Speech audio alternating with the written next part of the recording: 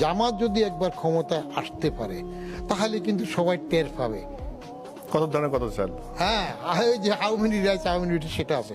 জামাতের একটা গুণ আছে, এটার জন্য জামাতের কিছু দোকানদার আমার বলে যে আপনি জানান আপনারা আমরা ভোট দেবো। সেটা হলো জামাত কমিউনিস্টদের চাইতেও শক্ত ডিসিপ্লিন মেনটেন করে।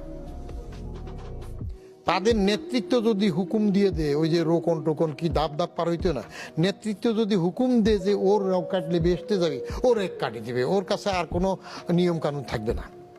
তাহলে এই একটা ভীষণ ডিসিপ্লিন আছে না।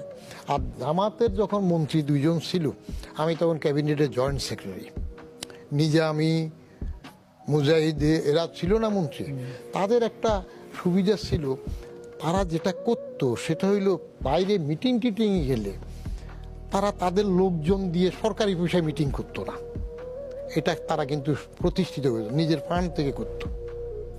আর জামাত যারা করে তাদের সাগরেদগুলার টেক কেয়ার করে তারা।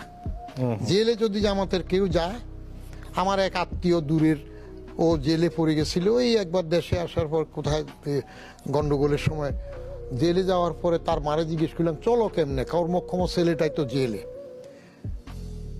বলে যে কাকা ভালো আছি, আগের থেকে ভালো আছি, ছেলে আরো জেলে থাকুক। আমি কেমনে কয় পার্টির থেকে ছেলে জেলে আছে দেখে আমাদের বাজার সদাই থেকে শুরু করে সব কিছু তো পার্টি দিতেছে।